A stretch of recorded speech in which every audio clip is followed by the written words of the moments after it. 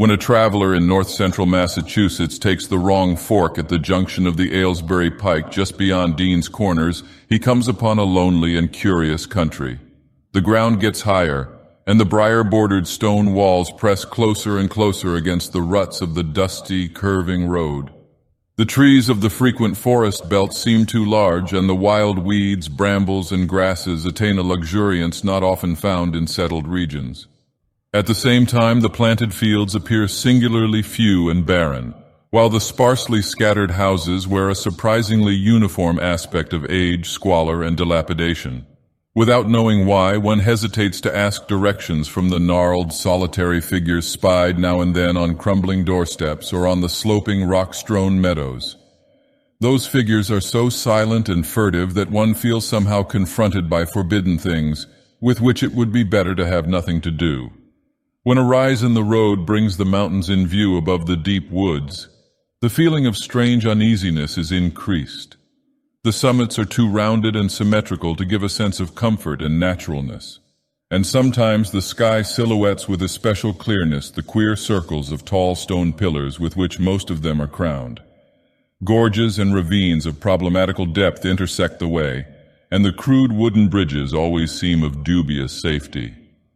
When the road dips again, there are stretches of marshland that one instinctively dislikes, and indeed almost fears at evening when unseen whippoorwills chatter and the fireflies come out in abnormal profusion to dance to the raucous, creepily insistent rhythms of stridently piping bullfrogs. The thin, shining line of the Miskatonic's upper reaches has an oddly serpent-like suggestion as it winds close to the feet of the domed hills among which it rises. As the hills draw nearer, one heeds their wooded sides more than their stone-crowned tops. Those sides loom up so darkly and precipitously that one wishes they would keep their distance, but there is no road by which to escape them. Across a covered bridge, one sees a small village huddled between the stream and the vertical slope of Round Mountain, and wonders at the cluster of rotting gambrel roofs bespeaking an earlier architectural period than that of the neighboring region. It is not reassuring to see on a closer glance that most of the houses are deserted and falling to ruin, and that the broken steepled church now harbors the one slovenly mercantile establishment of the hamlet. One dreads to trust the tenebrous tunnel of the bridge, yet there is no way to avoid it. Once across, it is hard to prevent the impression of a faint malign odor about the village street, as of the massed mold and decay of centuries. It is always a relief to get clear of the place and to follow the narrow road around the base of the hills and across the level country beyond till it rejoins the Aylesbury Pike. Afterward, one sometimes learns that one has been through Dunwich. Outsiders visit Dunwich as seldom as possible, and since a certain season of horror, all the signboards pointing toward it have been taken down. The scenery, judged by any ordinary aesthetic canon, is more than commonly beautiful. Yet there is no influx of artists or summer tourists. 2 centuries ago, when talk of witch blood, Satan worship, and strange forest presences was not laughed at, it was the custom to give reasons for avoiding the locality.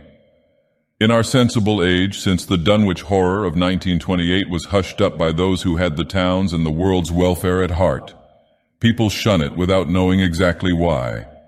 Perhaps one reason, though it cannot apply to uninformed strangers, is that the natives are now repellently decadent, having gone far along that path of retrogression so common in many New England backwaters.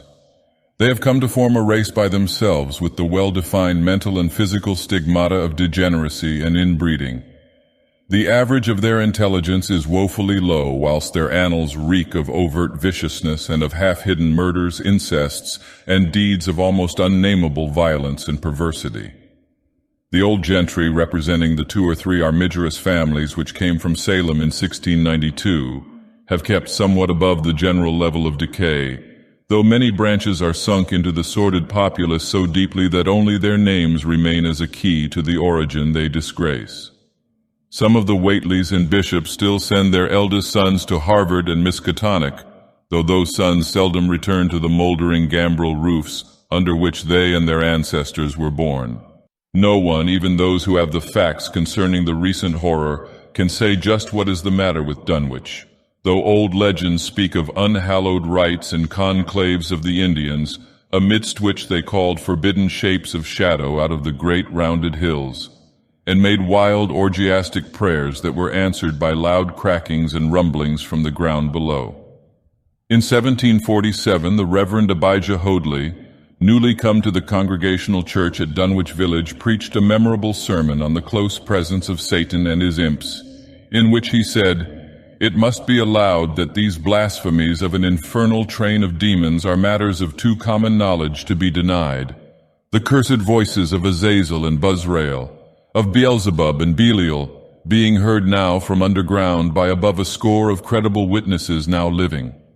I myself did not more than a fortnight ago catch a very plain discourse of evil powers in the hill behind my house, wherein there were a rattling and rolling, groaning, screeching and hissing such as no things of this earth could raise up, and which must needs have come from those caves that only black magic can discover, and only the devil unlock." Mr. Hoadley disappeared soon after delivering this sermon, but the text printed in Springfield is still extant. Noises in the hills continue to be reported from year to year and still form a puzzle to geologists and physiographers. Other traditions tell of foul odors near the hill-crowning circles of stone pillars, and of rushing airy presences to be heard faintly at certain hours from stated points at the bottom of the great ravines, while still others try to explain the Devil's Hop Yard, a bleak, blasted hillside where no tree, shrub, or grass blade will grow. Then, too, the natives are mortally afraid of the numerous whippoorwills which grow vocal on warm nights. It is vowed that the birds are psychopomps lying in wait for the souls of the dying, and that they time their eerie cries in unison with the sufferer's struggling breath. If they can catch the fleeing soul when it leaves the body, they instantly flutter away chittering in demoniac laughter.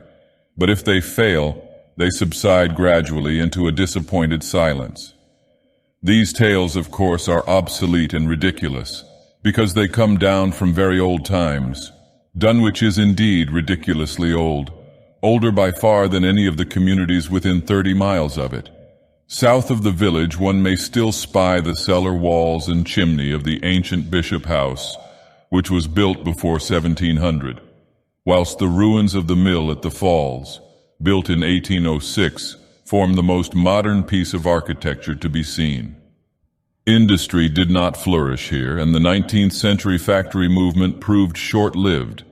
Oldest of all are the great rings of rough-hewn stone columns on the hilltops, but these are more generally attributed to the Indians than to the settlers.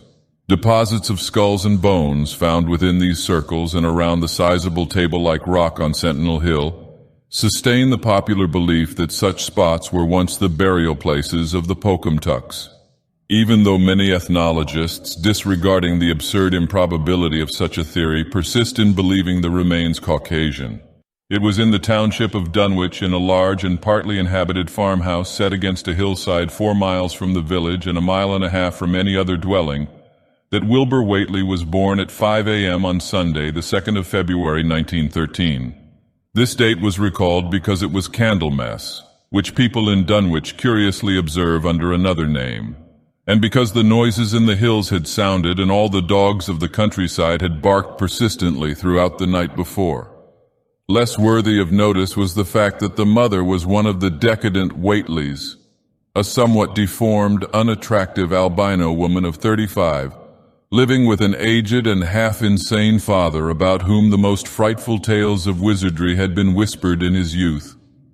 Lavinia Whately had no known husband, but according to the custom of the region made no attempt to disavow the child, concerning the other side of whose ancestry the country folk might, and did, speculate as widely as they chose. On the contrary, she seemed strangely proud of the dark, goatish-looking infant who formed such a contrast to her own sickly and pink-eyed albinism, and was heard to mutter many curious prophecies about its unusual powers and tremendous future. Lavinia was one who would be apt to mutter such things, for she was a lone creature given to wandering amidst thunderstorms in the hills and trying to read the great odorous books which her father had inherited through 2 centuries of Whateleys, and which were fast falling to pieces with age and wormholes. She had never been to school, but was filled with disjointed scraps of ancient lore that old Whately had taught her. The remote farmhouse had always been feared because of old Whately's reputation for black magic, and the unexplained death by violence of Mrs. Whately when Lavinia was 12 years old had not helped to make the place popular.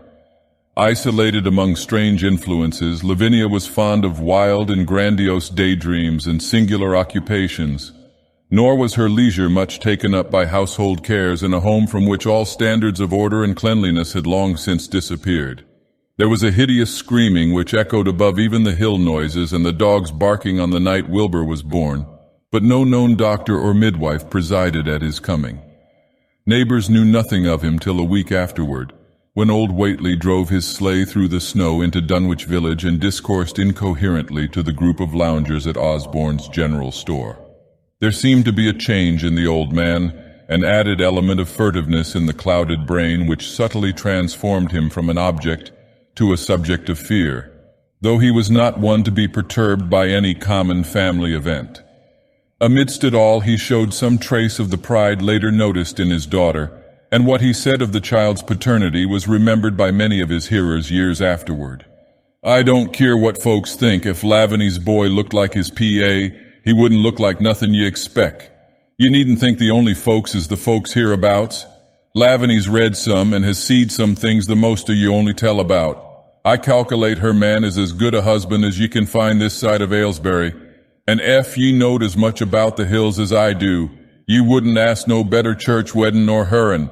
Let me tell you, Southern, someday you folks'll hear a child of Lavany's a-callin' its father's name on the top of Sentinel Hill." The only persons who saw Wilbur during the first month of his life were old Zechariah Whately, of the undecayed Whateleys, and Earl Sawyer's common-law wife, Mamie Bishop. Mamie's visit was frankly one of curiosity, and her subsequent tales did justice to her observations. But Zechariah came to lead a pair of Alderney cows which old Whately had bought of his son Curtis. This marked the beginning of a course of cattle buying on the part of small Wilbur's family which ended only in 1928, when the Dunwich horror came and went. Yet at no time did the ramshackle Whately barn seem overcrowded with livestock. There came a period when people were curious enough to steal up and count the herd that grazed precariously on the steep hillside above the old farmhouse, and they could never find more than 10 or 12 anemic, bloodless-looking specimens. Evidently some blight or distemper, perhaps sprung from the unwholesome pasturage or the diseased fungi and timbers of the filthy barn, caused a heavy mortality amongst the Whately animals. Odd wounds or sores, having something of the aspect of incisions, seemed to afflict the visible cattle. And once or twice during the earlier months, certain callers fancied they could discern similar sores about the throats of the gray, unshaven old man and his slatternly, crinkly-haired albino daughter. In the spring after Wilbur's birth, Lavinia resumed her customary rambles in the hills, bearing in her misproportioned arms the swarthy child. Public interest in the Whateleys subsided after most of the country folk had seen the baby, and no one bothered to comment on the swift development which that newcomer seemed every day to exhibit. Wilbur's growth was indeed phenomenal, for within 3 months of his birth he had attained a size and muscular power not usually found in infants under a full year of age. His motions and even his vocal sounds showed a restraint and deliberateness highly peculiar in an infant, and no one was really unprepared when, at 7 months, he began to walk unassisted, with falterings which another month was sufficient to remove. It was somewhat after this time on Halloween that a great blaze was seen at midnight on the top of Sentinel Hill, where the old table-like stone stands amidst its tumulus of ancient bones. Considerable talk was started when Silas Bishop, of the undecayed bishops, mentioned having seen the boy running sturdily up that hill ahead of his mother about an hour before the blaze was remarked. Silas was rounding up a stray heifer, but he nearly forgot his mission when he fleetingly spied the 2 figures in the dim light of his lantern. They darted almost noiselessly through the underbrush, and the astonished watcher seemed to think they were entirely unclothed. Afterward, he could not be sure about the boy, who may have had some kind of a fringed belt and a pair of dark trunks or trousers on. Wilbur was never subsequently seen alive and conscious without complete and tightly buttoned attire, the disarrangement or threatened disarrangement of which always seemed to fill him with anger and alarm. His contrast with his squalid mother and grandfather in this respect was thought very notable until the horror of 1928 suggested the most valid of reasons. The next January gossips were mildly interested in the fact that Lavini's black brat had commenced to talk, and at the age of only 11 months. His speech was somewhat remarkable both because of its difference from the ordinary accents of the region, and because it displayed a freedom from infantile lisping of which many children of 3 or 4 might well be proud. The boy was not talkative, yet when he spoke he seemed to reflect some elusive element wholly unpossessed by Dunwich and its denizens.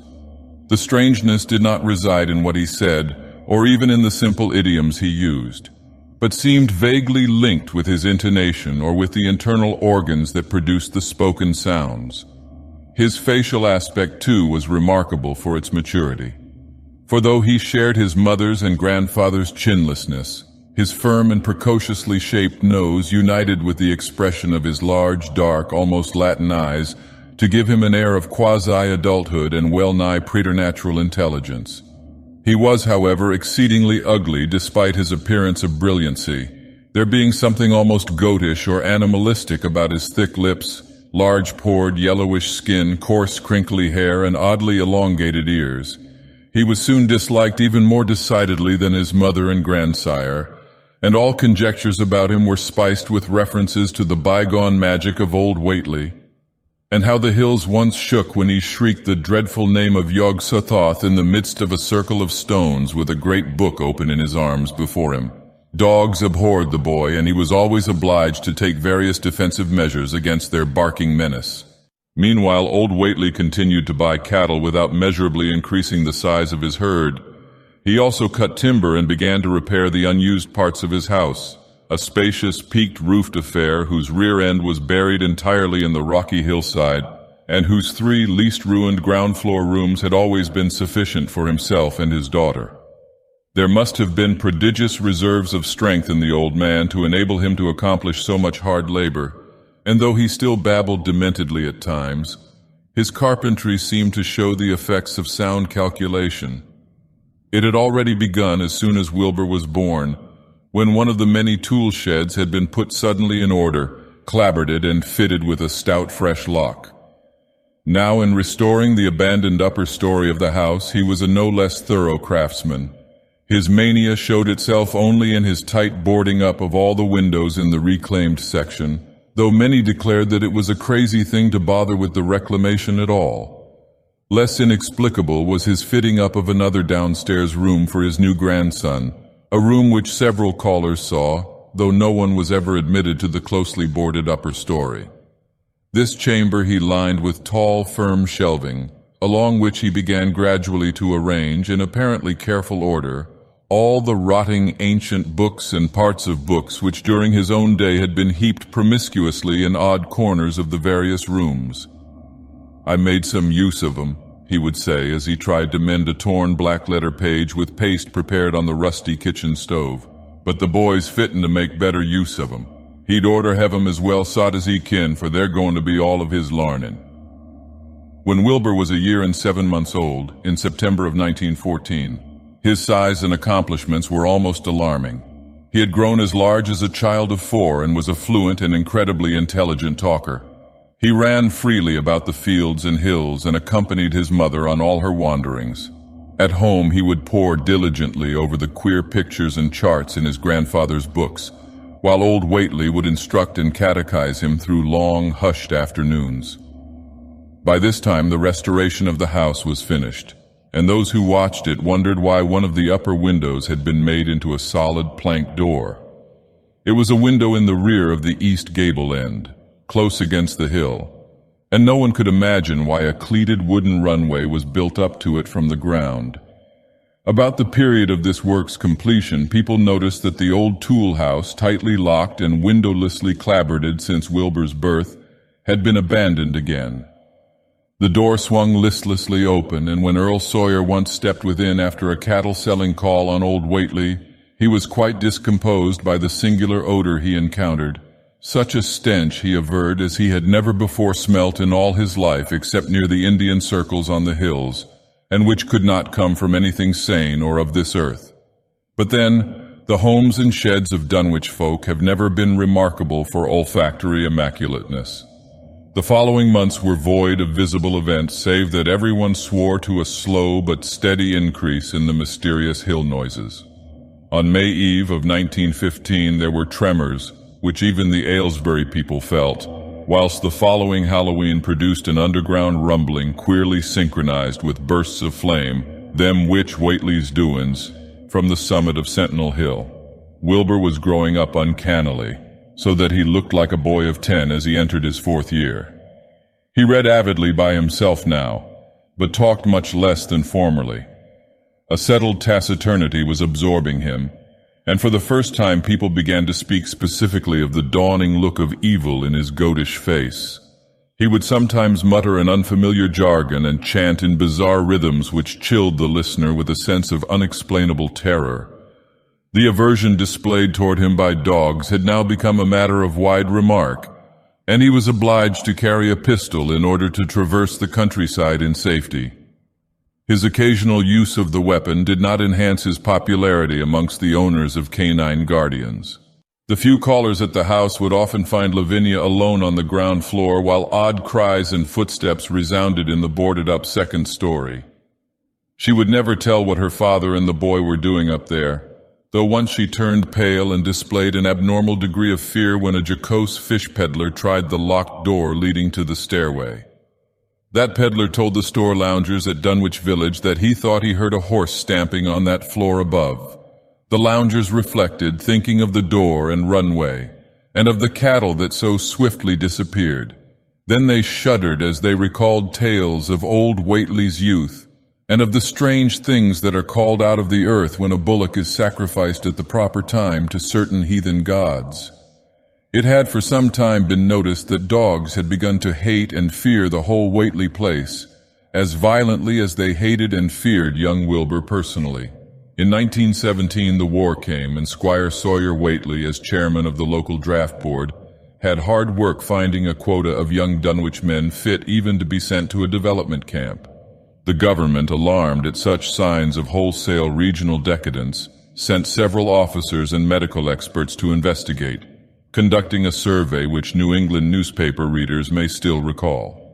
It was the publicity attending this investigation which set reporters on the track of the Whateleys and caused the Boston Globe and Arkham Advertiser to print flamboyant Sunday stories of young Wilbur's precociousness, old Whately's black magic, the shelves of strange books, the sealed 2nd story of the ancient farmhouse, and the weirdness of the whole region and its hill noises. Wilbur was 4.5 then, and looked like a lad of 15. His lips and cheeks were fuzzy with a coarse dark down, and his voice had begun to break. Earl Sawyer went out to the Whately place with both sets of reporters and cameramen, and called their attention to the queer stench which now seemed to trickle down from the sealed upper spaces. It was, he said, exactly like a smell he had found in the tool shed abandoned when the house was finally repaired, and like the faint odors which he sometimes thought he caught near the stone circles on the mountains. Dunwich folk read the stories when they appeared and grinned over the obvious mistakes. They wondered, too, why the writers made so much of the fact that old Whately always paid for his cattle in gold pieces of extremely ancient date. The Whateleys had received their visitors with ill-concealed distaste, though they did not dare court further publicity by a violent resistance or refusal to talk. For a decade, the annals of the Whateleys sink indistinguishably into the general life of a morbid community used to their queer ways and hardened to their May Eve and All Hallows orgies. Twice a year they would light fires on the top of Sentinel Hill, at which times the mountain rumblings would recur with greater and greater violence, while at all seasons there were strange and portentous doings at the lonely farmhouse. In the course of time, callers professed to hear sounds in the sealed upper story, even when all the family were downstairs, and they wondered how swiftly or how lingeringly a cow or bullock was usually sacrificed. There was talk of a complaint to the Society for the Prevention of Cruelty to Animals. But nothing ever came of it, since Dunwich folk are never anxious to call the outside world's attention to themselves. About 1923, when Wilbur was a boy of 10 whose mind, voice, stature, and bearded face gave all the impressions of maturity, a second great siege of carpentry went on at the old house. It was all inside the sealed upper part, and from bits of discarded lumber people concluded that the youth and his grandfather had knocked out all the partitions and even removed the attic floor, leaving only one vast open void between the ground story and the peaked roof. They had torn down the great central chimney too, and fitted the rusty range with a flimsy outside tin stovepipe. In the spring after this event, old Whately noticed the growing number of whippoorwills that would come out of Cold Spring Glen to chirp under his window at night. He seemed to regard the circumstance as one of great significance, and told the loungers at Osborne's that he thought his time had almost come. "They whistled just in tune with my breathing now," he said, "and I guess they're getting ready to catch my soul. They know it's a-going out and don't calculate to miss it. You'll know, boys, arter I'm gone, whether they get me or not. Ef they do, they'll keep up a-singin' and laughin' till break o' day. Ef they don't, they'll kinder quiet down, like. I expect them and the souls they hunts for have some pretty tough tussles sometimes." On Lammas night, 1924, Dr. Houghton of Aylesbury was hastily summoned by Wilbur Whately, who had lashed his one remaining horse through the darkness and telephoned from Osborne's in the village. He found old Whately in a very grave state, with a cardiac action and stertorous breathing that told of an end not far off. The shapeless albino daughter and oddly bearded grandson stood by the bedside, whilst from the vacant abyss overhead there came a disquieting suggestion of rhythmical surging or lapping as of the waves on some level beach. The doctor, though, was chiefly disturbed by the chattering night-birds outside, a seemingly limitless legion of whippoorwills that cried their endless message in repetitions, timed diabolically to the wheezing gasps of the dying man. It was uncanny and unnatural. Too much, thought Dr. Houghton, like the whole of the region he had entered so reluctantly in response to the urgent call. Toward 1 o'clock, old Whately gained consciousness and interrupted his wheezing to choke out a few words to his grandson. "More space, Willie, more space soon. You grows, and that grows faster.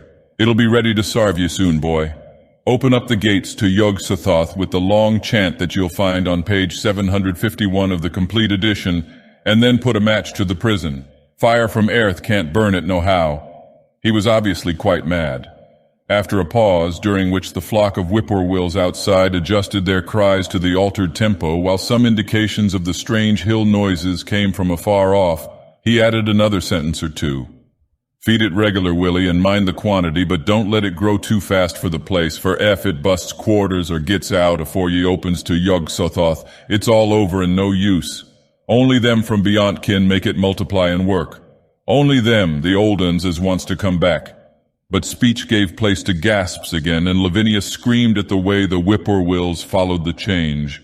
It was the same for more than an hour when the final throaty rattle came. Dr. Houghton drew shrunken lids over the glazing gray eyes as the tumult of birds faded imperceptibly to silence. Lavinia sobbed, but Wilbur only chuckled whilst the hill noises rumbled faintly. "They didn't get him," he muttered in his heavy bass voice. Wilbur was by this time a scholar of really tremendous erudition in his one-sided way, and was quietly known by correspondence to many librarians in distant places where rare and forbidden books of old days are kept. He was more and more hated and dreaded around Dunwich because of certain youthful disappearances which suspicion laid vaguely at his door, but was always able to silence inquiry through fear, or through use of that fund of old-time gold which still, as in his grandfather's time, went forth regularly and increasingly for cattle buying. He was now tremendously mature of aspect, and his height, having reached the normal adult limit, seemed inclined to wax beyond that figure. In 1925, when a scholarly correspondent from Miskatonic University called upon him one day and departed pale and puzzled, he was fully 6 3/4 feet tall. Through all the years, Wilbur had treated his half-deformed albino mother with a growing contempt, finally forbidding her to go to the hills with him on May Eve and Hallowmass. And in 1926, the poor creature complained to Mamie Bishop of being afraid of him. "They's more about him as I knows than I can tell you, Mamie," she said, "and nowadays they's more nor what I know myself. I vow, for God, I don't know what he wants nor what he's a-trying to do." That Halloween the hill noises sounded louder than ever, and fire burned on Sentinel Hill as usual. But people paid more attention to the rhythmical screaming of vast flocks of unnaturally belated whippoorwills which seemed to be assembled near the unlighted Whately farmhouse. After midnight, their shrill notes burst into a kind of pandemoniac cachinnation which filled all the countryside, and not until dawn did they finally quiet down. Then they vanished, hurrying southward where they were fully a month overdue. What this meant, no one could quite be certain till later. None of the country folk seemed to have died, but poor Lavinia Whately, the twisted albino, was never seen again. In the summer of 1927, Wilbur repaired 2 sheds in the farmyard and began moving his books and effects out to them. Soon afterward, Earl Sawyer told the loungers at Osborne's that more carpentry was going on in the Whately farmhouse. Wilbur was closing all the doors and windows on the ground floor and seemed to be taking out partitions as he and his grandfather had done upstairs 4 years before. He was living in one of the sheds, and Sawyer thought he seemed unusually worried and tremulous. People generally suspected him of knowing something about his mother's disappearance, and very few ever approached his neighborhood now. His height had increased to more than 7 feet, and showed no signs of ceasing its development. The following winter brought an event no less strange than Wilbur's first trip outside the Dunwich region. Correspondence with the Widener Library at Harvard, the Bibliothèque Nationale in Paris, the British Museum, the University of Buenos Aires, and the library of Miskatonic University of Arkham had failed to get him the loan of a book he desperately wanted. So at length he set out in person, shabby, dirty, bearded, and uncouth of dialect, to consult the copy at Miskatonic, which was the nearest to him geographically. Almost 8 feet tall and carrying a cheap new valise from Osborne's general store, this dark and goatish gargoyle appeared one day in Arkham in quest of the dreaded volume kept under lock and key at the college library, the hideous Necronomicon of the mad Arab Abdul al-Hazred in Olaus Wormius's Latin version, as printed in Spain in the 17th century. He had never seen a city before, but had no thought save to find his way to the university grounds, where indeed he passed heedlessly by the great white-fanged watchdog that barked with unnatural fury and enmity, and tugged frantically at its stout chain.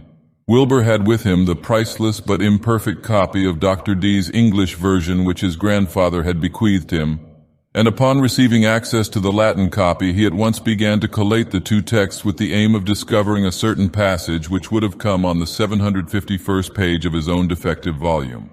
This much he could not civilly refrain from telling the librarian. The same erudite Henry Armitage, A.M. Miskatonic, Ph.D. Princeton, Littern D. Johns Hopkins, who had once called at the farm and who now politely plied him with questions. He was looking, he had to admit, for a kind of formula or incantation containing the frightful name Yog-Sothoth, and it puzzled him to find discrepancies, duplications, and ambiguities which made the matter of determination far from easy. As he copied the formula he finally chose, Dr. Armitage looked involuntarily over his shoulder at the open pages, the left-hand one of which, in the Latin version, contained such monstrous threats to the peace and sanity of the world. "Nor is it to be thought," ran the text as Armitage mentally translated it, "that man is either the oldest or the last of earth's masters, or that the common bulk of life and substance walks alone.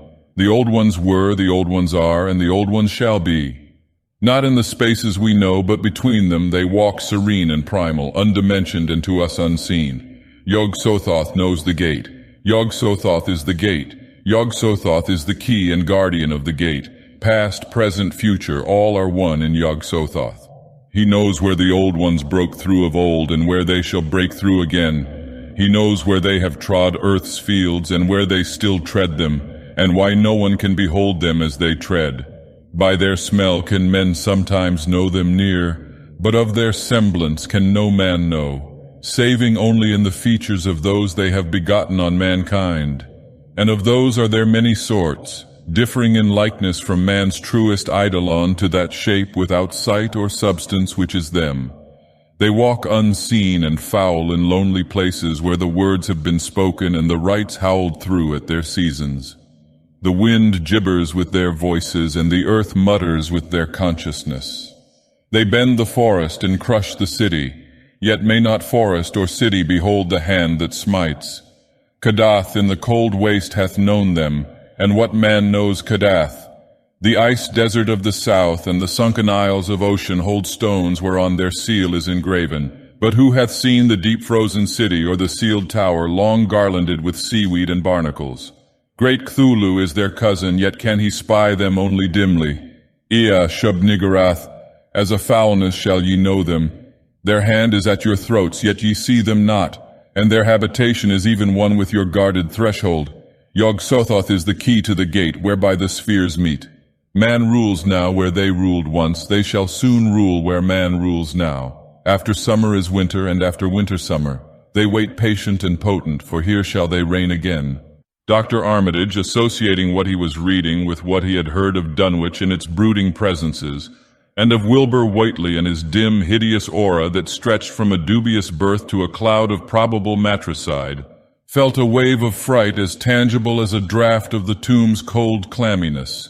The bent, goatish giant before him seemed like the spawn of another planet or dimension, like something only partly of mankind and linked to black gulfs of essence and entity that stretched like titan phantasms beyond all spheres of force and matter, space and time.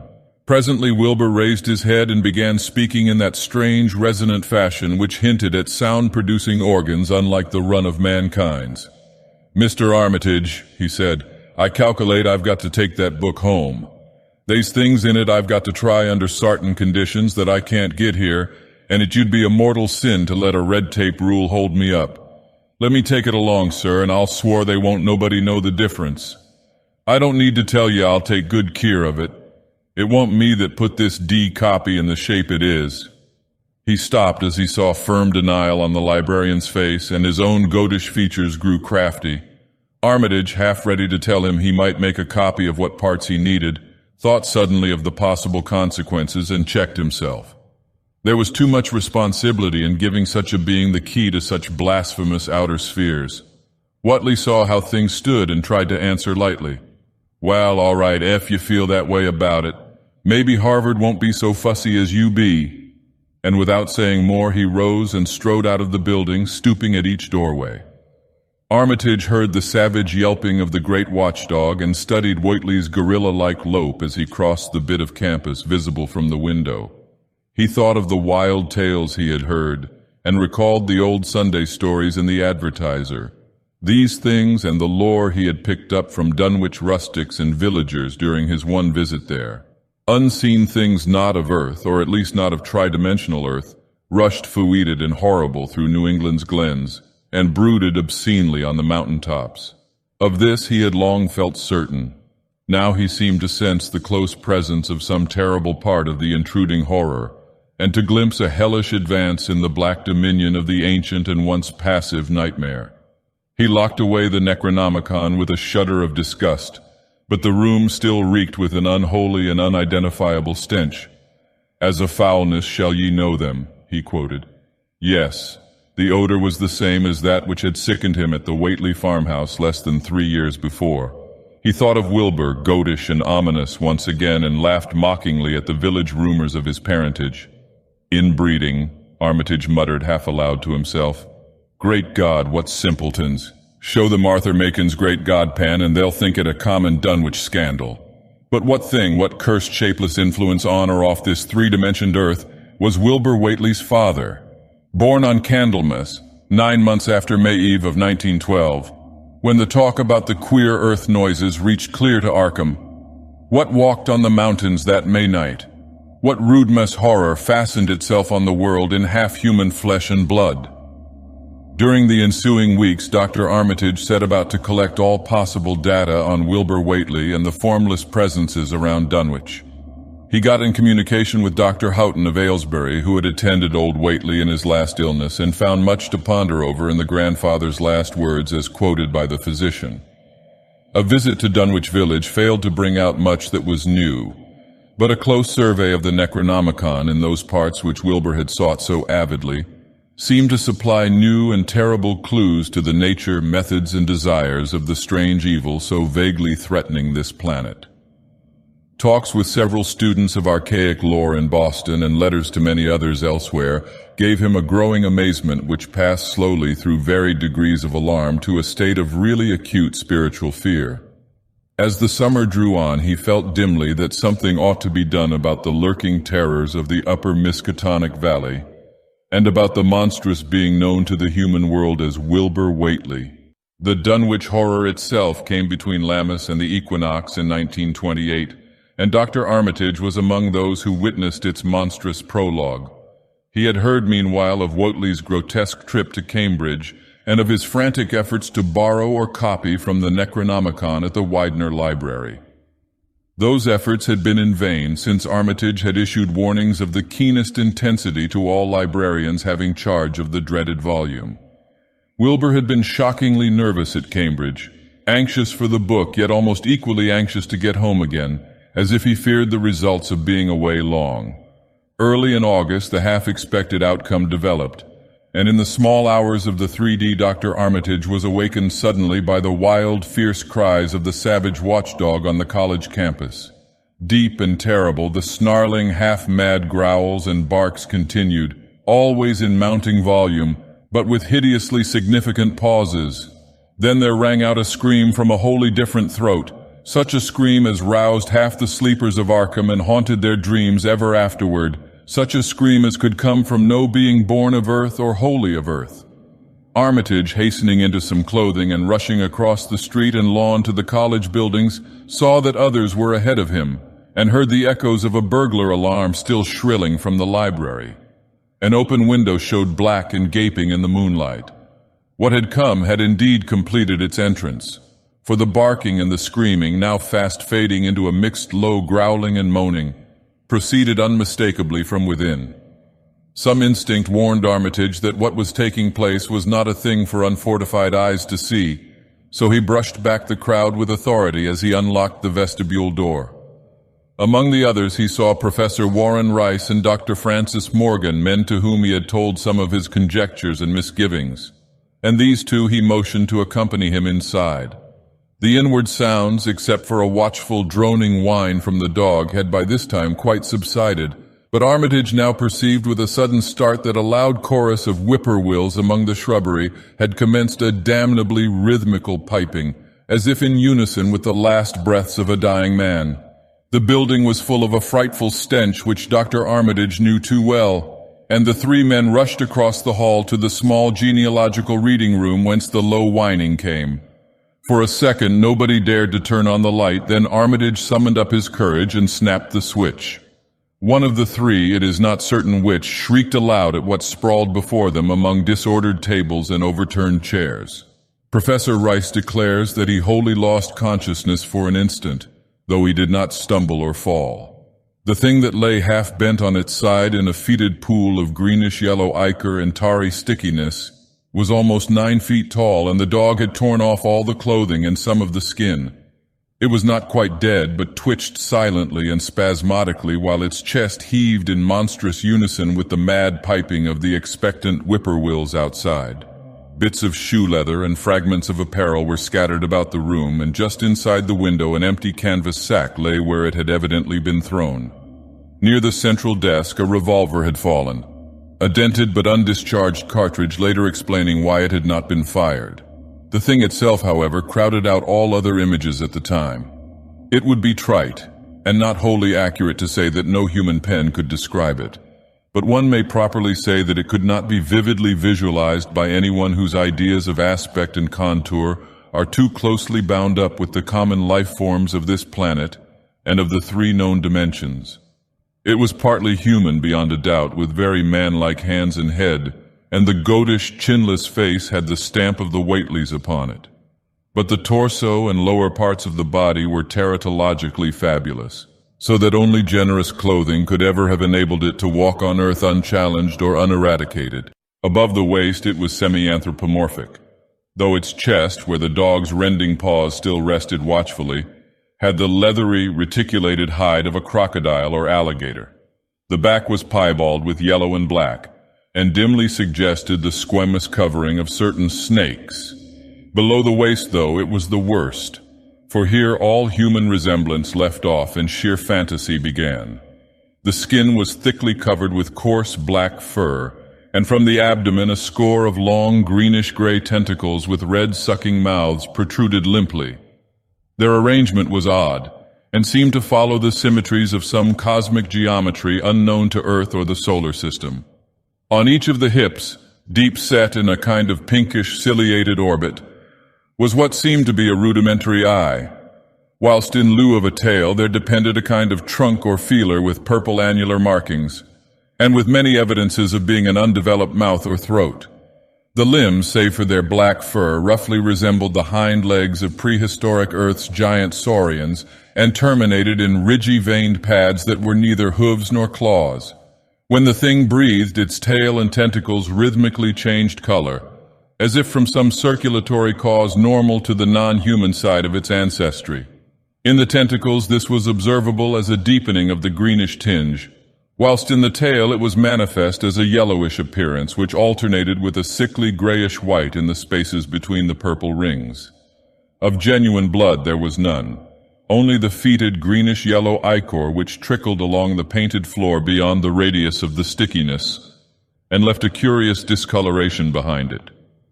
As the presence of the three men seemed to rouse the dying thing, it began to mumble without turning or raising its head. Dr. Armitage made no written record of its mouthings, but asserts confidently that nothing in English was uttered. At first the syllables defied all correlation with any speech of Earth. But toward the last there came some disjointed fragments evidently taken from the Necronomicon, that monstrous blasphemy in quest of which the thing had perished. These fragments, as Armitage recalls them, ran something like Nagai, Nagaga, Bugshogog, Yaha, Yog-Sothoth, Yog-Sothoth. They trailed off into nothingness as the whippoorwills shrieked in rhythmical crescendos of unholy anticipation. Then came a halt in the gasping, and the dog raised its head in a long, lugubrious howl. A change came over the yellow, goatish face of the prostrate thing, and the great black eyes fell in appallingly. Outside the window the shrilling of the whippoorwills had suddenly ceased, and above the murmurs of the gathering crowd there came the sound of a panic-struck whirring and fluttering. Against the moon vast clouds of feathery watchers rose and raced from sight, frantic at that which they had sought for prey. All at once the dog started up abruptly, gave a frightened bark, and leaped nervously out of the window by which it had entered. A cry rose from the crowd, and Dr. Armitage shouted to the men outside that no one must be admitted till the police or medical examiner came. He was thankful that the windows were just too high to permit of peering in, and drew the dark curtains carefully down over each one. By this time 2 policemen had arrived, and Dr. Morgan, meeting them in the vestibule, was urging them for their own sakes to postpone entrance to the stench-filled reading room till the examiner came, and the prostrate thing could be covered up. Meanwhile, frightful changes were taking place on the floor. One need not describe the kind and rate of shrinkage and disintegration that occurred before the eyes of Dr. Armitage and Professor Rice. But it is permissible to say that, aside from the external appearance of face and hands, the really human element in Wilbur Whately must have been very small. When the medical examiner came, there was only a sticky whitish mass on the painted boards, and the monstrous odor had nearly disappeared. Apparently Whately had had no skull or bony skeleton, at least in any true or stable sense. He had taken somewhat after his unknown father. Yet all this was only the prologue of the actual Dunwich horror. Formalities were gone through by bewildered officials, abnormal details were duly kept from press and public, and men were sent to Dunwich and Aylesbury to look up property and notify any who might be heirs of the late Wilbur Whately. They found the countryside in great agitation, both because of the growing rumblings beneath the domed hills, and because of the unwanted stench and the surging, lapping sounds which came increasingly from the great empty shell formed by Whately's boarded-up farmhouse. Earl Sawyer, who tended the horse and cattle during Wilbur's absence, had developed a woefully acute case of nerves. The officials devised excuses not to enter the noisome boarded place, and were glad to confine their survey of the deceased's living quarters, the newly mended sheds, to a single visit. They filed a ponderous report at the courthouse in Aylesbury, and litigations concerning heirship are said to be still in progress amongst the innumerable Whateleys, decayed and undecayed, of the upper Miskatonic Valley. An almost interminable manuscript in strange characters, written in a huge ledger and adjudged a sort of diary because of the spacing and the variations in ink and penmanship, presented a baffling puzzle to those who found it on the old bureau which served as its owner's desk. After a week of debate, it was sent to Miskatonic University together with the deceased's collection of strange books for study and possible translation. But even the best linguists soon saw that it was not likely to be unriddled with ease. No trace of the ancient gold with which Wilbur and old Whately always paid their debts has yet been discovered. It was in the dark of September 9th that the horror broke loose. The hill noises had been very pronounced during the evening, and dogs barked frantically all night. Early risers on the 10th noticed a peculiar stench in the air. About 7 o'clock, Luther Brown, the hired boy at George Corey's between Cold Spring Glen and the village, rushed frenziedly back from his morning trip to 10-Acre Meadow with the cows. He was almost convulsed with fright as he stumbled into the kitchen, and in the yard outside the no less frightened herd were pawing and lowing pitifully, having followed the boy back in the panic they shared with him. Between gasps, Luther tried to stammer out his tale to Mrs. Corey. "Up there in the rud beyond the glen, Miss Corey. They suthin' been thar. It smells like thunder, and all the bushes and little trees is pushed back from the rud like they'd a house been moved along of it. And that ain't the wust, nuther. They's prints in the rud, Miss Corey. Great round prints as big as barrel heads, all sunk down deep like a elephant had been along, only they's a sight more nor 4 feet could make. I looked at 1 or 2 afore I run, and I see everyone was covered with lines spreading out from one place, like as if big palm leaf fans, twicked or 3 times as big as any they is, had have been pounded down into the rud, and the smell was awful, like what it is around Wizard Whately's old house." Here he faltered, and seemed to shiver afresh with the fright that had sent him flying home. Mrs. Corey, unable to extract more information, began telephoning the neighbors, thus starting on its rounds the overture of panic that heralded the major terrors.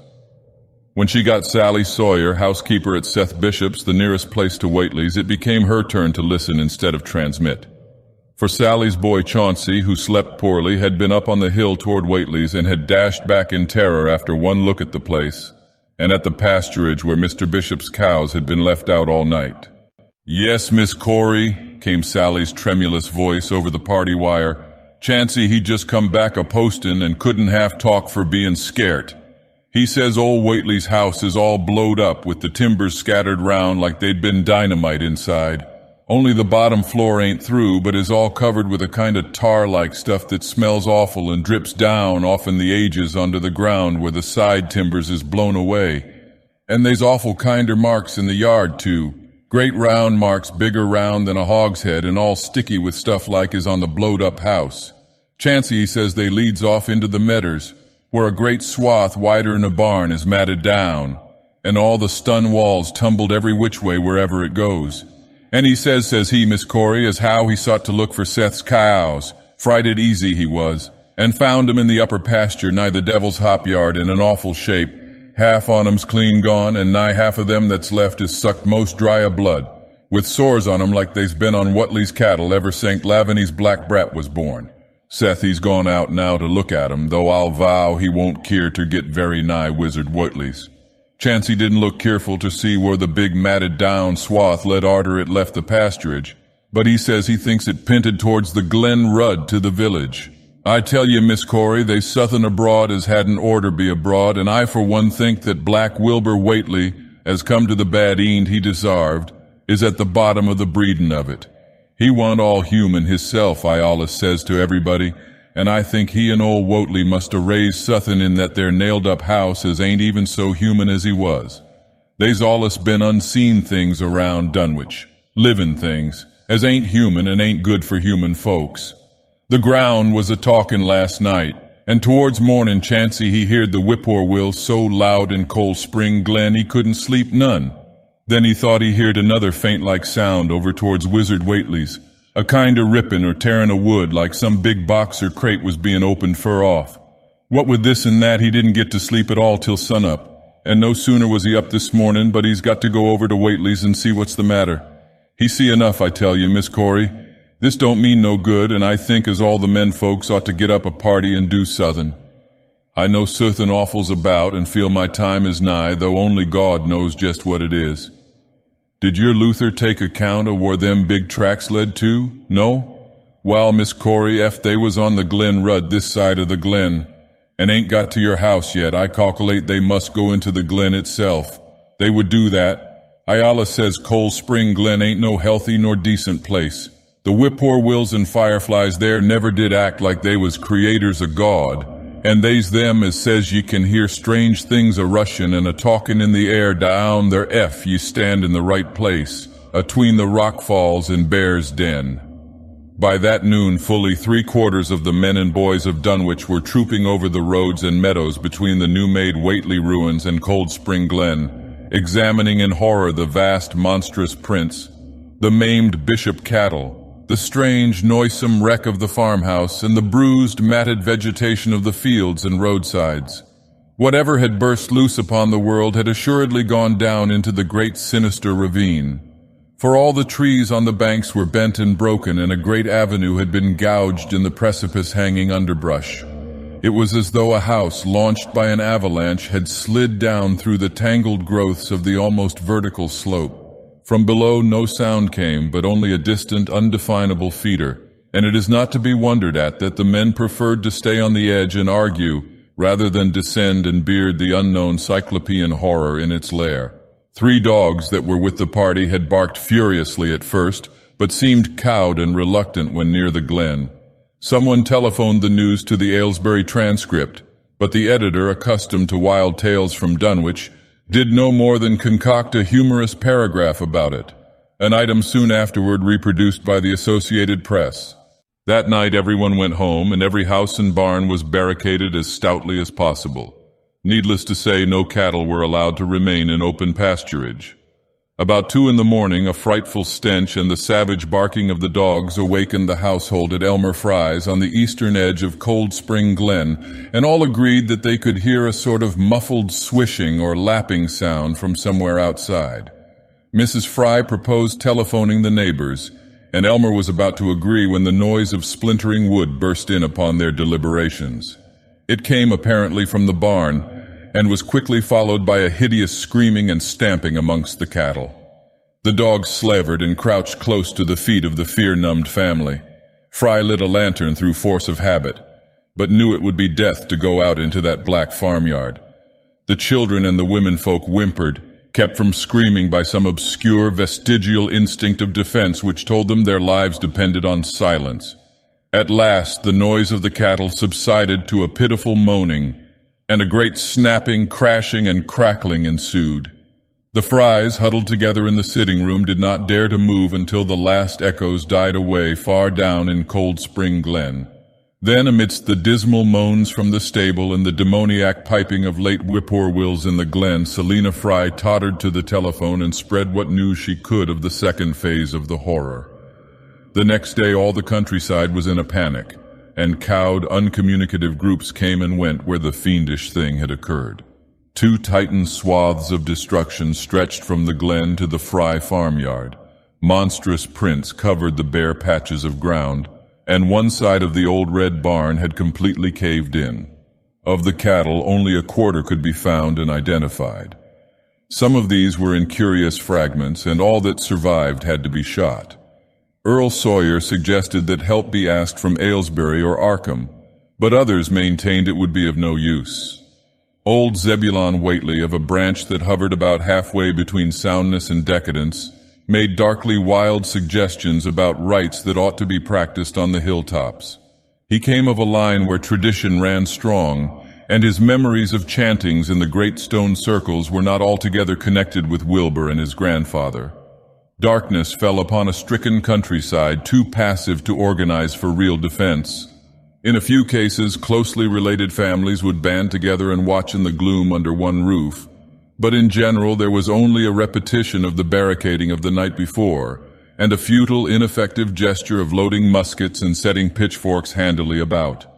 Nothing, however, occurred except some hill noises, and when the day came, there were many who hoped that the new horror had gone as swiftly as it had come. There were even bold souls who proposed an offensive expedition down in the glen, though they did not venture to set an actual example to the still reluctant majority. When night came again, the barricading was repeated, though there was less huddling together of families. In the morning, both the Fry and the Seth Bishop households reported excitement among the dogs and vague sounds and stenches from afar, while early explorers noted with horror a fresh set of the monstrous tracks in the road skirting Sentinel Hill.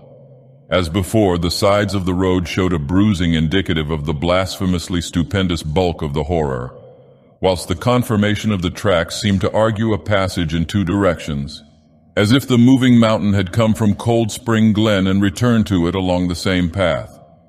At the base of the hill, a 30-foot swath of crushed shrubbery saplings led steeply upward, and the seekers gasped when they saw that even the most perpendicular places did not deflect the inexorable trail. Whatever the horror was, it could scale a sheer stony cliff of almost complete verticality, and as the investigators climbed around to the hill's summit by safer routes, they saw that the trail ended, or rather reversed, there. It was here that the Whateleys used to build their hellish fires and chant their hellish rituals by the table-like stone on May Eve and Hallowmass. Now that very stone formed the center of a vast space thrashed around by the mountainous horror, whilst upon its slightly concave surface was a thick and fetid deposit of the same tarry stickiness observed on the floor of the ruined Whateley farmhouse when the horror escaped. Men looked at one another and muttered. Then they looked down the hill. Apparently the horror had descended by a route much the same as that of its ascent. To speculate was futile. Reason, logic, and normal ideas of motivation stood confounded. Only old Zebulon, who was not with the group, could have done justice to the situation or suggested a plausible explanation. Thursday night began much like the others, but it ended less happily. The whippoorwills in the glen had screamed with such unusual persistence that many could not sleep, and about 3 a.m. all the party telephones rang tremulously. Those who took down their receivers heard a fright-mad voice shriek out, "Help! Oh my God!" And some thought a crashing sound followed the breaking off of the exclamation. There was nothing more. No one dared do anything, and no one knew till morning whence the call came.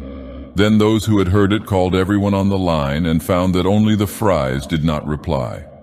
The truth appeared an hour later when a hastily assembled group of armed men trudged out to the Fry place at the head of the glen. It was horrible, yet hardly a surprise. There were more swaths and monstrous prints, but there was no longer any house. It had caved in like an eggshell, and amongst the ruins nothing living or dead could be discovered, only a stench and a tarry stickiness. The Elmer Frys had been erased from Dunwich. In the meantime, a quieter yet even more spiritually poignant phase of the horror had been blackly unwinding itself behind the closed door of a shelf-lined room in Arkham.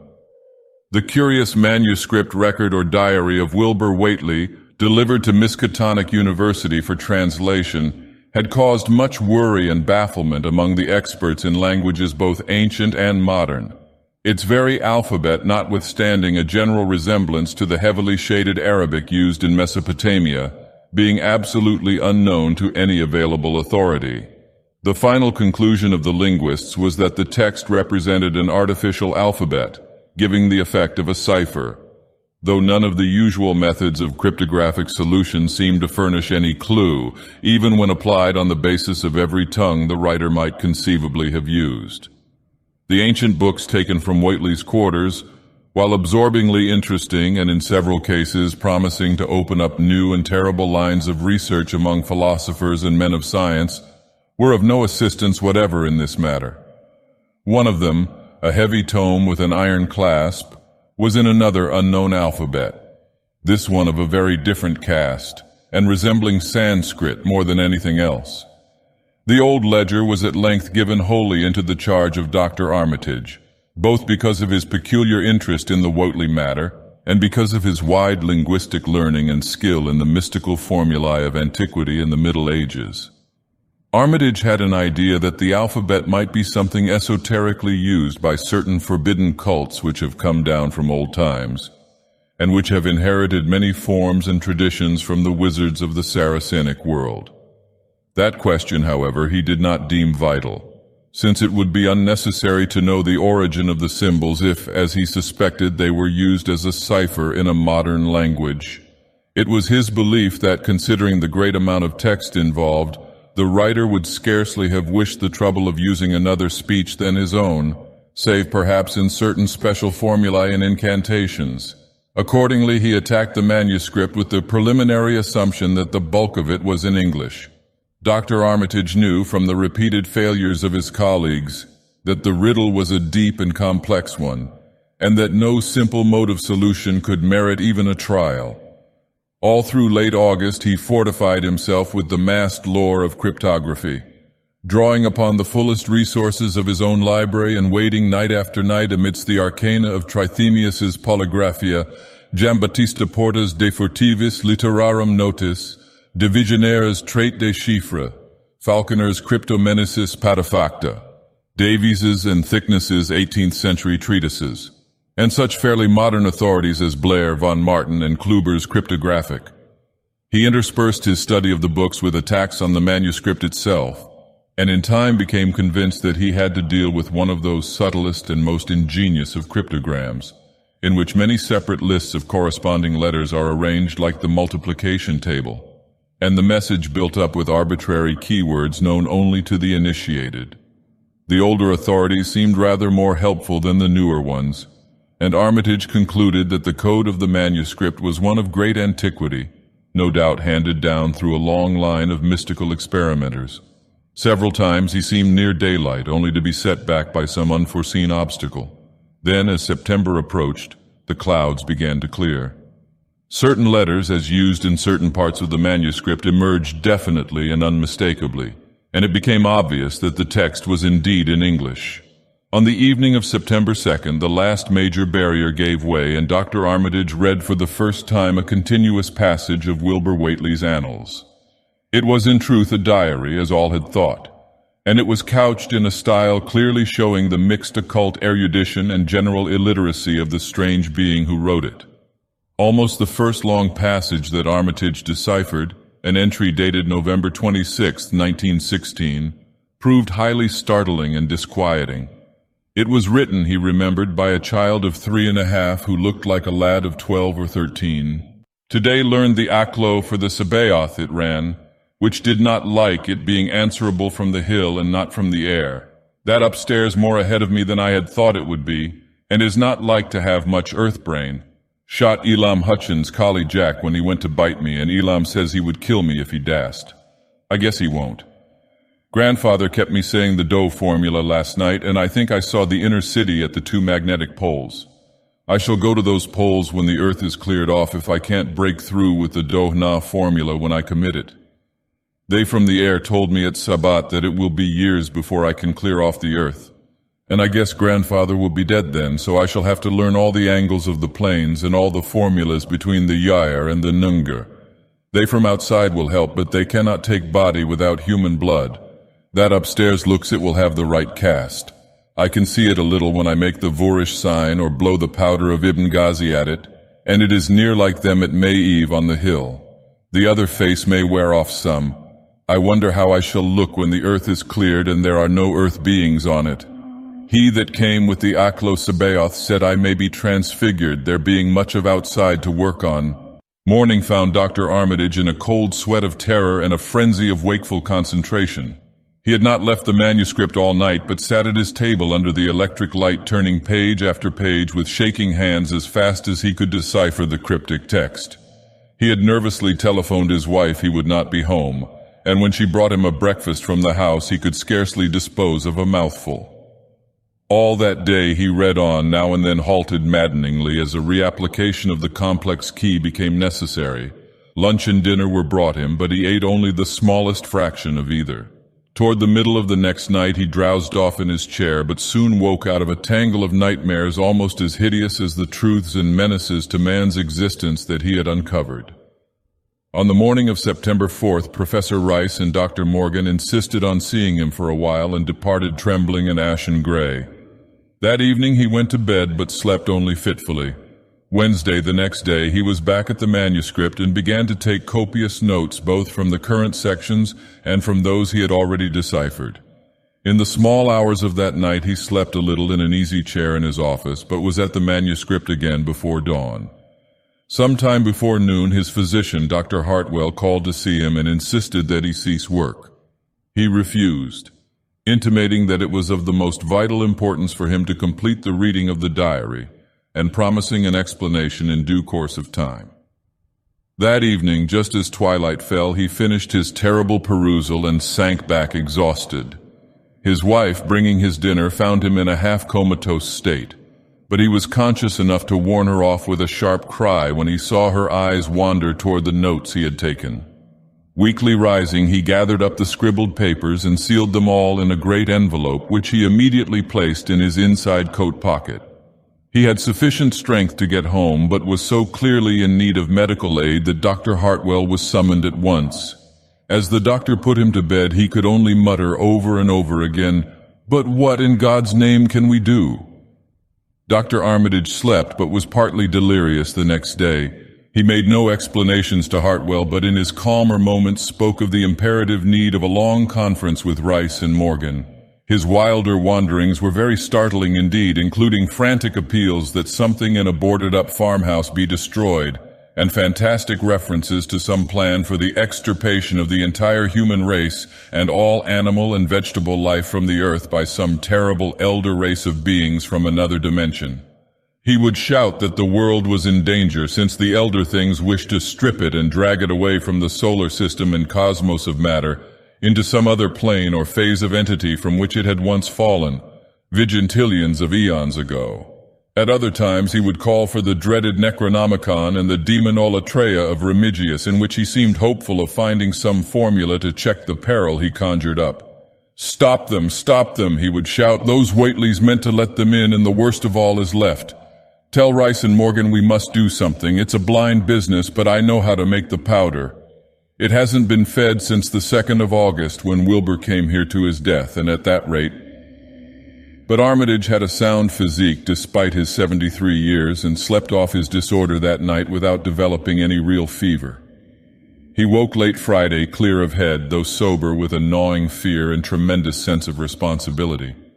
Saturday afternoon he felt able to go over to the library and summon Rice and Morgan for a conference, and the rest of that day and evening the three men tortured their brains in the wildest speculation and the most desperate debate. Strange and terrible books were drawn voluminously from the stack shelves and from secure places of storage, and diagrams and formulae were copied with feverish haste and in bewildering abundance. Of skepticism there was none. All three had seen the body of Wilbur Whately as it lay on the floor in a room of that very building, and after that not one of them could feel even slightly inclined to treat the diary as a madman's raving. Friday morning, Armitage, Rice, and Morgan set out by motor for Dunwich, arriving at the village about 1 in the afternoon. The day was pleasant, but even in the brightest sunlight a kind of quiet dread and portent seemed to hover about the strangely domed hills and the deep, shadowy ravines of the stricken region. Now and then on some mountain top a gaunt circle of stones could be glimpsed against the sky. From the air of hushed fright at Osborne's store they knew something hideous had happened, and soon learned of the annihilation of the Elmer Fry house and family. Throughout that afternoon they rode around Dunwich, questioning the natives concerning all that had occurred, and seeing for themselves with rising pangs of horror the drear Fry ruins with their lingering traces of the tarry stickiness, the blasphemous tracks in the Fry yard, the wounded Seth Bishop cattle, and the enormous swaths of disturbed vegetation in various places.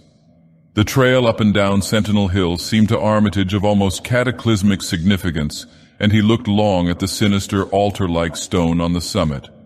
At length the visitors, apprised of a party of state police which had come from Aylesbury that morning in response to the first telephone reports of the Fry tragedy, decided to seek out the officers and compare notes as far as practicable.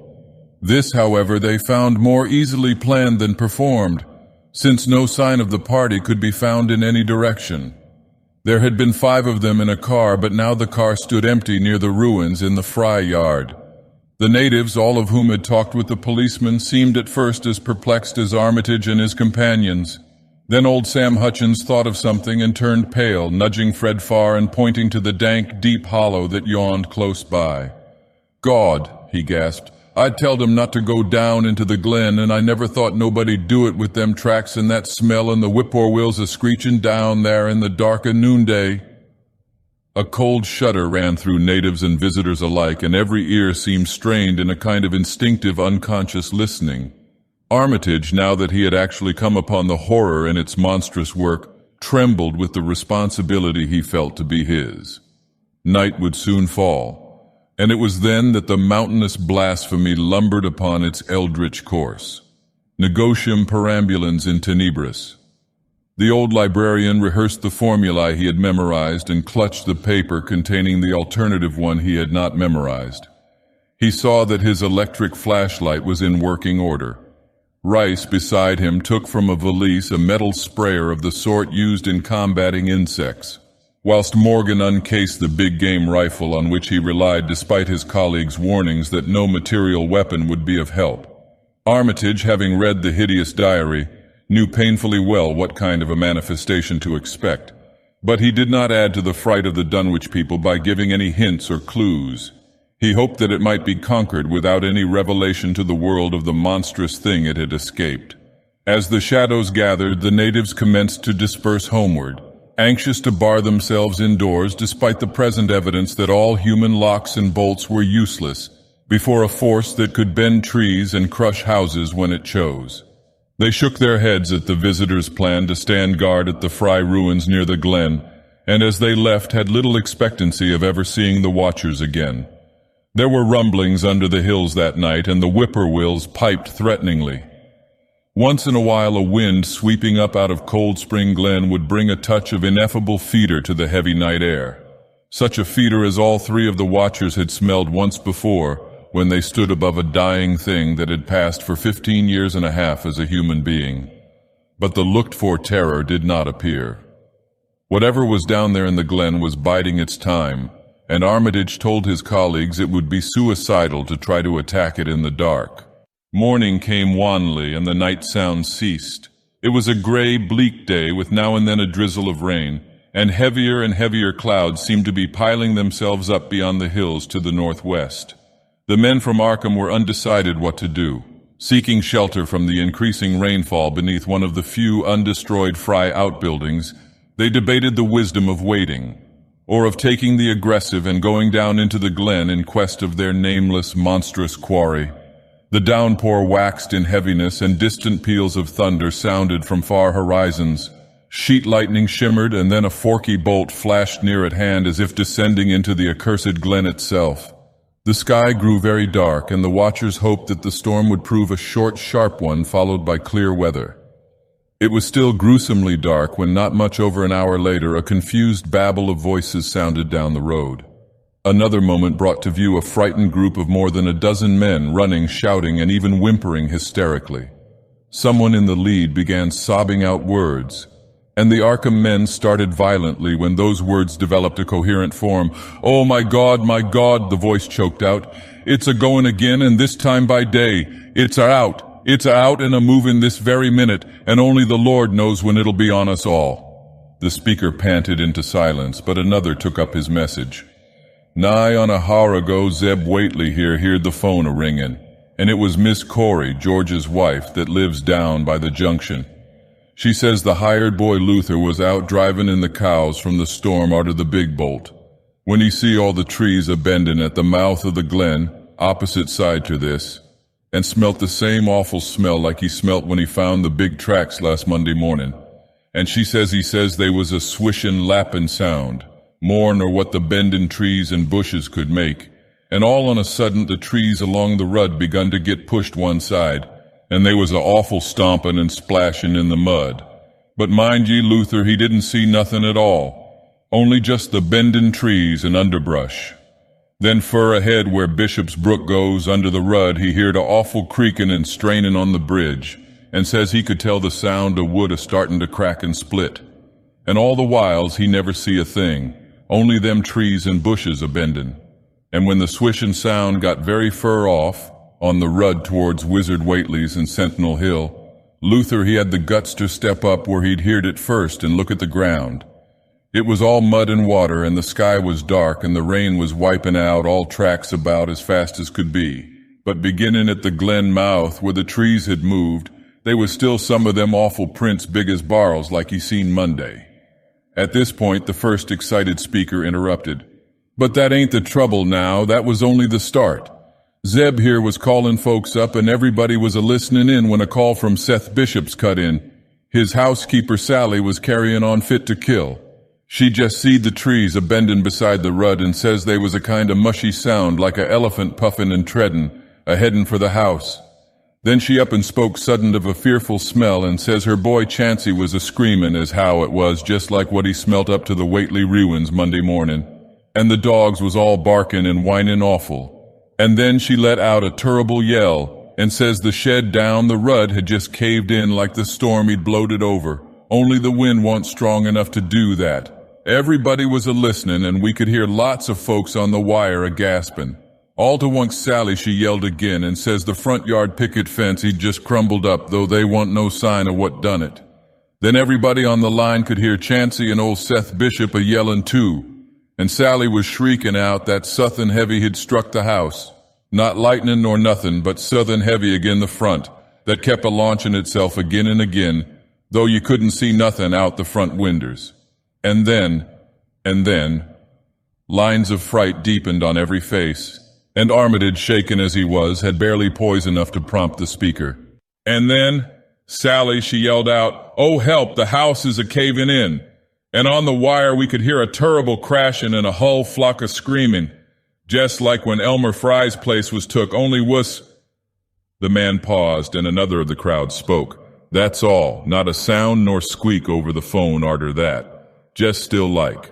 We that heard it got out Fords and wagons and rounded up as many able-bodied menfolks as we could get at Corey's place, and come up here to see what you thought best to do. Not but what I think it's the Lord's judgment for our iniquities that no mortal kin ever set aside." Armitage saw that the time for positive action had come, and spoke decisively to the faltering group of frightened rustics. "We must follow it, boys." He made his voice as reassuring as possible. "I believe there's a chance of putting it out of business. You men know that those Whateleys were wizards. Well, this thing is a thing of wizardry and must be put down by the same means.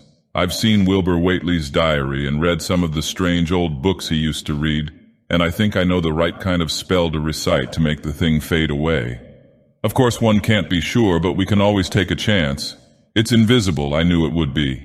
But there's powder in this long-distance sprayer that might make it show up for a second. Later on we'll try it. It's a frightful thing to have alive, but it isn't as bad as what Wilbur would have let in if he'd lived longer. You'll never know what the world escaped. Now we've only this one thing to fight, and it can't multiply. It can, though, do a lot of harm, so we mustn't hesitate to rid the community of it. We must follow it. And the way to begin is to go to the place that has just been wrecked. Let somebody lead the way. I don't know your roads very well, but I've an idea there might be a shorter cut across lots. How about it?" The men shuffled about a moment, and then Earl Sawyer spoke softly, pointing with a grimy finger through the steadily lessening rain.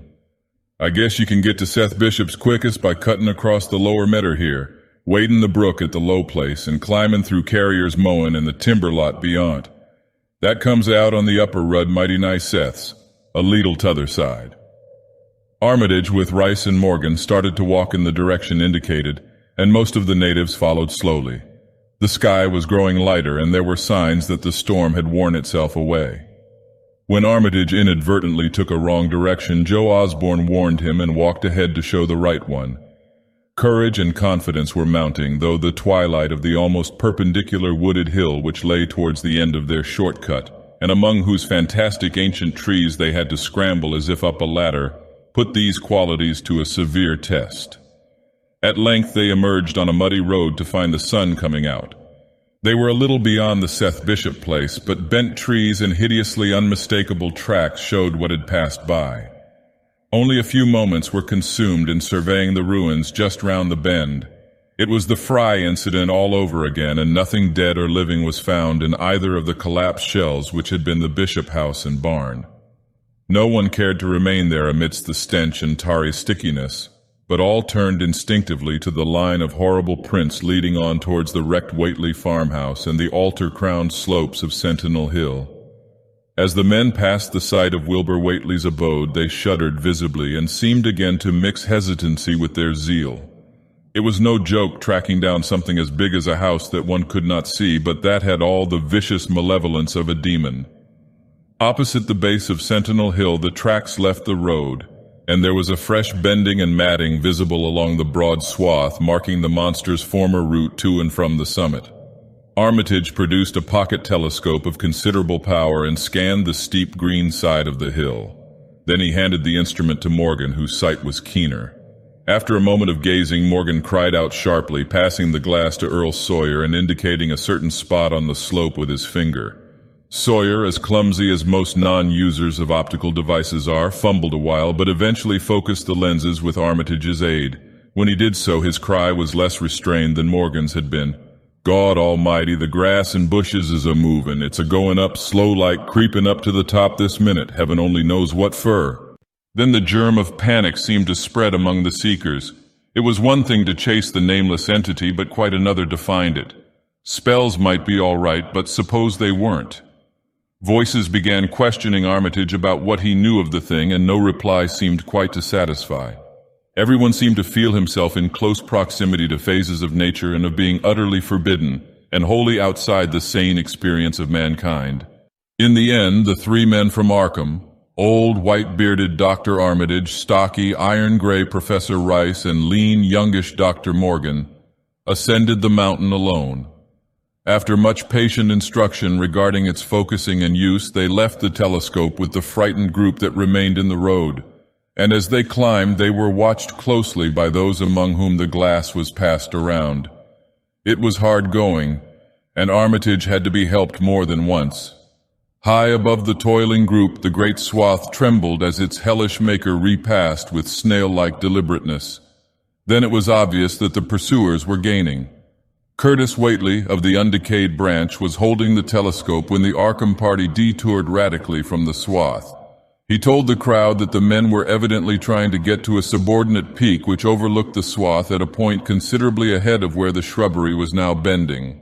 This indeed proved to be true, and the party were seen to gain the minor elevation only a short time after the invisible blasphemy had passed it. Then Wesley Corey, who had taken the glass, cried out that Armitage was adjusting the sprayer which Rice held, and that something must be about to happen. The crowd stirred uneasily, recalling that this sprayer was expected to give the unseen horror a moment of visibility. 2 or 3 men shut their eyes, but Curtis Whately snatched back the telescope and strained his vision to the utmost. He saw that Rice, from the party's point of vantage above and behind the entity, had an excellent chance of spreading the potent powder with marvelous effect. Those without the telescope saw only an instant's flash of gray cloud, a cloud about the size of a moderately large building, near the top of the mountain.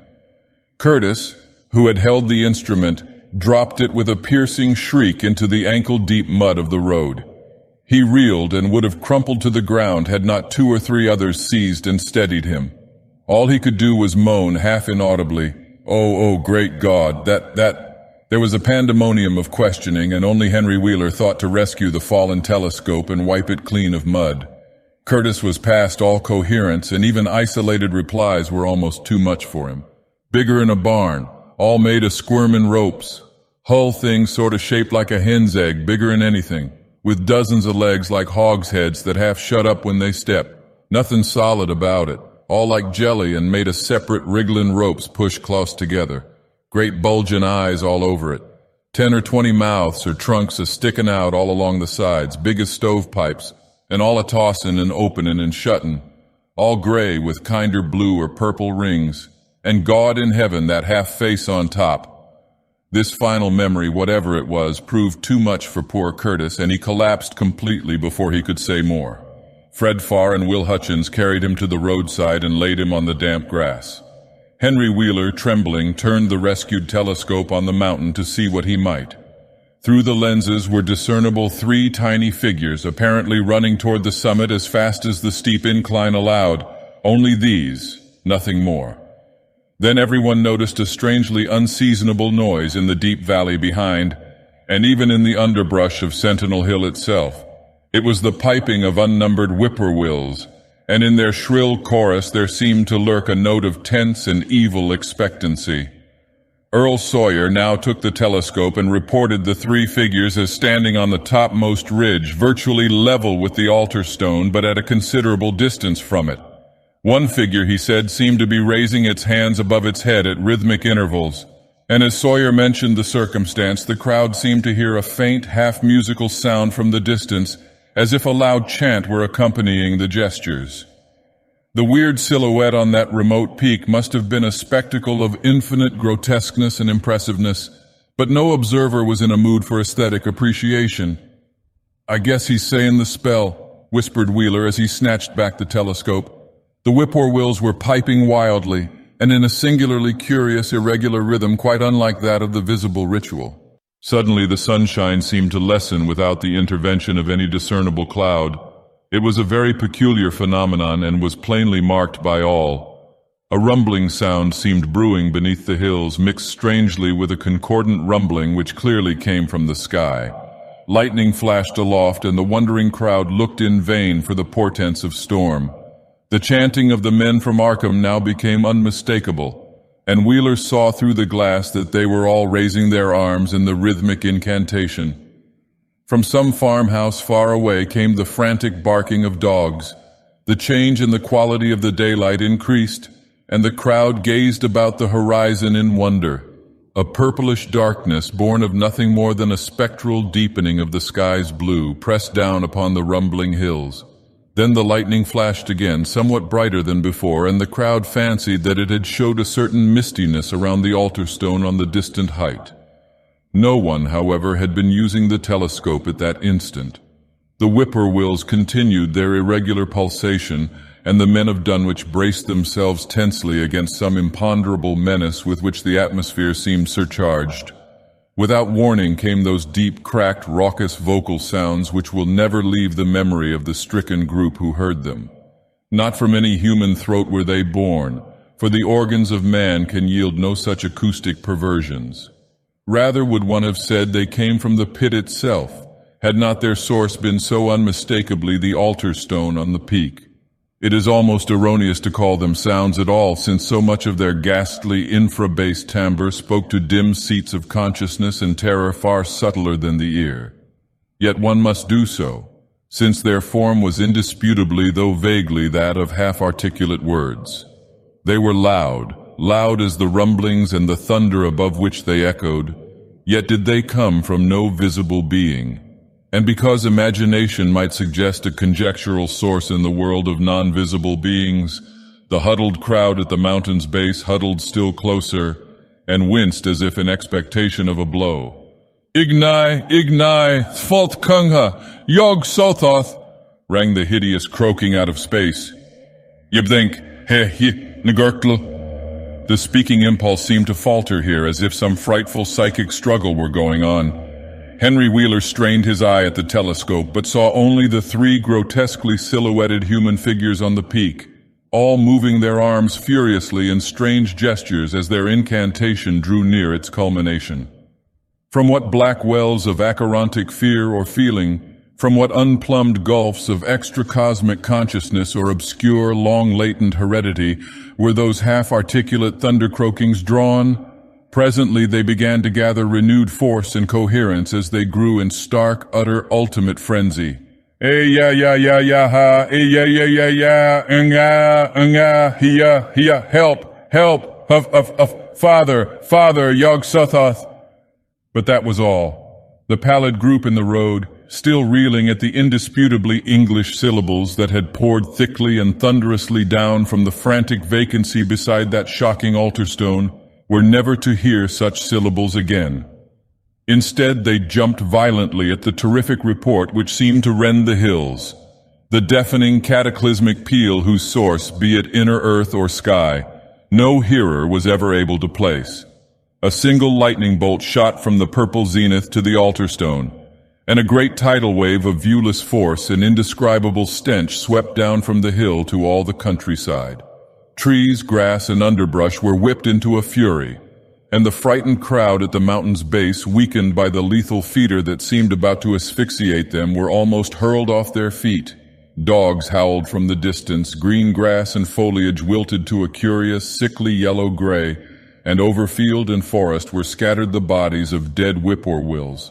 The stench left quickly, but the vegetation never came right again. To this day there is something queer and unholy about the growths on and around that fearsome hill. Curtis Whately was only just regaining consciousness when the Arkham men came slowly down the mountain in the beams of a sunlight once more brilliant and untainted. They were grave and quiet, and seemed shaken by memories and reflections even more terrible than those which had reduced the group of natives to a state of cowed quivering. In reply to a jumble of questions, they only shook their heads and reaffirmed one vital fact. "The thing is gone forever," Armitage said. "It has been split up into what it was originally made of and can never exist again. It was an impossibility in a normal world. Only the least fraction was really matter in any sense we know. It was like its father, and most of it has gone back to him in some vague realm or dimension outside our material universe, some vague abyss out of which only the most accursed rites of human blasphemy could ever have called him for a moment on the hills." There was a brief silence, and in that pause the scattered senses of poor Curtis Whately began to knit back into a sort of continuity, so that he put his hands to his head with a moan. Memory seemed to pick itself up where it had left off, and the horror of the sight that had prostrated him burst in upon him again. Oh my God, that half-face on top of it, that face with the red eyes and crinkly albino hair and no chin, like the Whateleys. It was a octopus, centipede, spider kind of thing, but they was a half-shaped man's face on top of it, and it looked like Wizard Whately's, only it was yards and yards across. He paused, exhausted, as the whole group of natives stared in a bewilderment not quite crystallized into fresh terror. Only old Zebulon Whately, who wanderingly remembered ancient things but who had been silent heretofore, spoke aloud. 15 year gone, he rambled. I heard old Whately say as how someday we'd hear a child of Lavanese a-callin' its father's name on the top of Sentinel Hill. But Joe Osborne interrupted him to question the Arkham men anew. What was it anyhow, and however did young Wizard Whately call it out of the air it come from? Armitage chose his words very carefully. It was mostly a kind of force that doesn't belong in our part of space, a kind of force that acts and grows and shapes itself by other laws than those of our sort of nature. We have no business calling in such things from outside, and only very wicked people and very wicked cults ever try to. There was some of it in Wilbur Whately himself, enough to make a devil and a precocious monster of him, and to make his passing out a pretty terrible sight. I'm going to burn his accursed diary, and if you men are wise, you'll dynamite that altar stone up there and pull down all the rings of standing stones on the other hills.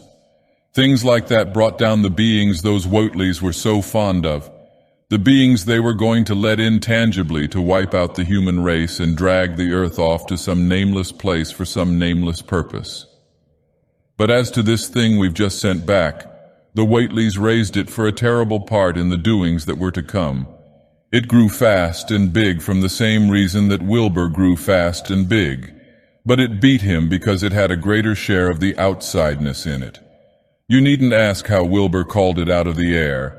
He didn't call it out. It was his twin brother, but it looked more like the father than he did.